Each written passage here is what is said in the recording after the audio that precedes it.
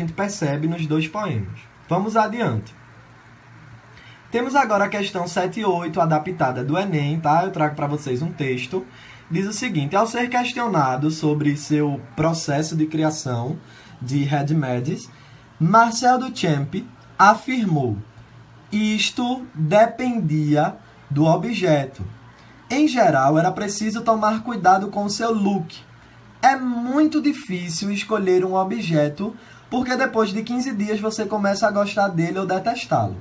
É preciso chegar a qualquer coisa com uma indiferença tal que você não tenha nenhuma emoção estética.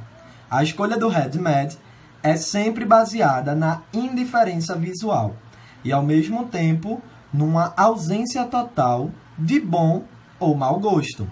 A gente percebe que Marcel Duchamp é o que, de acordo com o que vínhamos discutindo em nossas aulas, um dos pertencentes ao dadaísmo, né? Uma corrente das vanguardas europeias que trazia objetos considerados até então como não artísticos, objetos considerados como não dotados de expressividade artística, que a gente diz que são os elementos insólitos, e Marcel Duchamp traz aí a descrição do que seria de fato esse ideário político-ideológico dos dadaístas. A gente tem agora a questão, tá, que diz o seguinte: relacionando o texto, entende-se, né, que o artista Marcel Duchamp, ao criar o Red Mad, ele inaugurou um modo de fazer arte que consiste em que designar ao artista de vanguarda a tarefa de ser o artífice do século XX, considerar a forma dos objetos como elemento essencial de arte, revitalizar de maneira radical o conceito clássico do belo na arte, criticar os princípios que determinam o que é uma obra de arte, ou atribuir aos objetos industriais o status de obra de arte. E aí, o que é que essa questão traz para nós que faz com que nós venhamos estabelecer essa relação com o ideário particular dele e o que os dadaístas traziam? Gente, letra D, criticar os princípios que determinam o que é uma obra de arte. Eu falei para vocês na introdução preambular dessa questão que a obra de arte ela não estava preocupada com esses paradigmas. Simplesmente, os dadaístas se apropriavam de elementos que eles consideravam artísticos e isso era algo irrevogável, tá? Então, eles não estavam preocupados com esse juízo. Vamos agora para a questão 7 e 9, que diz o seguinte: leia com atenção os versos de Augusto dos Anjos que se tornaram populares e complete corretamente as lacunas com os termos adequados. Professor, pelo amor de Deus, eu preciso de um conhecimento de toda a produção poética de Augusto dos Anjos para responder a essa questão com seguridade. Não, se você analisa o contexto de poemas que a gente trabalhou em sala e que são populares, e dentro do campo semântico, ou seja, aqueles termos recorrentes na produção de Augusto dos Anjos, você consegue responder tranquilamente, tá? Então vamos lá para as lacunas. Já este operário das ruínas, que o sangue podre das carnificinas come e a vida em geral declara guerra. Psicologia do vencido. O que é que está faltando aí nesse fragmento?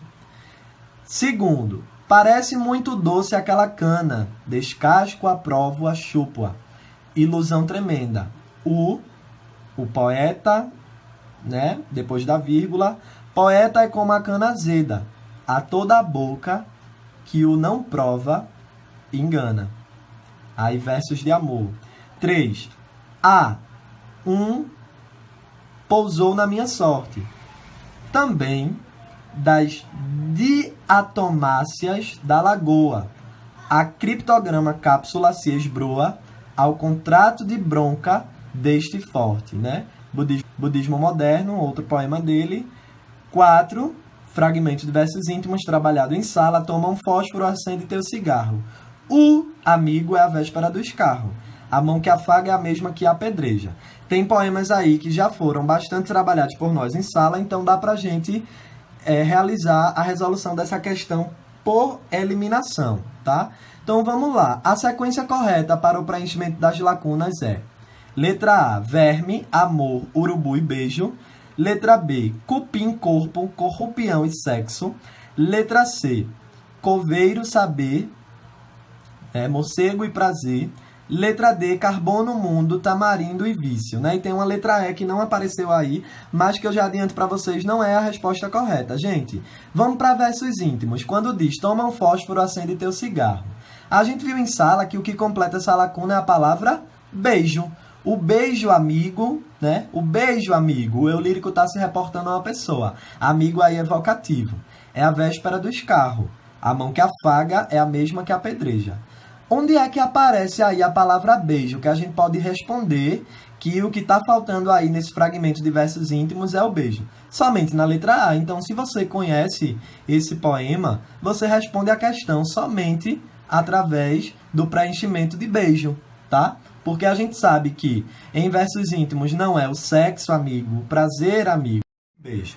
Sigamos adiante, a gente tem aí, dentro dessa mesma discussão, versos íntimos, que a gente trabalhou em sala, né? Então, vamos lá. Vês, ninguém assistiu ao formidável enterro de tua última quimera. Somente a ingratidão, esta pantera foi tua companheira inseparável. Acostuma-te à lama que te espera. O homem que nesta terra miserável mora entre feras, sente inevitável necessidade de também ser fera. Toma um fósforo, acende teu cigarro. O beijo, amigo, é a véspera do escarro. A mão que afaga é a mesma que apedreja. Se alguém casa ainda a pena tua chaga, apedreja essa mão vil que te afaga. Escarra nessa boca que te beija. Um poema que traz para nós um ensinamento belíssimo e que configura como um dos principais da autoria de Augusto dos Anjos, esse poeta célebre que em Eu e Outras Poesias publicou um arsenal de textos que a gente discutiu em sala, que traz para nós essa questão do conflito existencial, do existencialismo, do niilismo, do antilirismo, do materialismo. Toda essa produção de Augusto traz para nós esses traços constitutivos. Considerando a inserção do texto nos estilos de época da literatura brasileira, os versos de Augusto dos Anjos, eles pertencem a quem? Né? A gente já estudou, sabe que ele está aí dentro da produção do pré-modernismo, mas vamos analisar as afirmativas para ver se, de fato, a gente não poderia escorregar em alguma delas. Letra A. É pré-modernismo, visto que apresenta linguagem inovadora com tom coloquial e vocabulário inusitado, o qual faz uso de expressões consideradas por muitos apoéticas. Letra B. Pré-modernismo, visto que se apresentam impregnados de forte emoção, com a intenção de fugir da realidade e deixar uma reflexão acerca da ingratidão humana, conforme observa-se no seguinte verso: escarra nessa boca que te beija. C. Modernismo, pois utiliza o diálogo em sua composição, estratégia comum aos primeiros poetas modernos, fazendo com que o leitor se insira no poema e dialogue com o eu lírico. Letra D. Simbolismo, pois se utiliza do soneto, né, gênero poético, clássico cultuado pelos poetas vinculados à tradição, e apresenta expressões consideradas antilíricas, como fósforo e escarro. Então, na questão 80, a alternativa correta é a letra A. A gente já conhece a produção e a gente percebe que o pré-modernismo, né, ele apresenta uma linguagem inovadora com um tom coloquial, aquele rebuscamento da tradição clássica, ele não é muito recorrente, né, e um vocabulário inusitado. A gente percebe que o texto de Augusto dos Anjos, ele é inusitado porque há a presença de elementos ali científicos dentro da produção, expressões consideradas por muitos apoéticas. Percebam que essa expressão está entre aspas, porque identifica termos que não são dotados de lirismo, de poesia, como fósforo, molécula, escarro, cigarro. Tudo isso está aí dentro do texto de Augusto e a gente percebe que para muitos era considerado apoético. Professor, por que não pode ser letra B?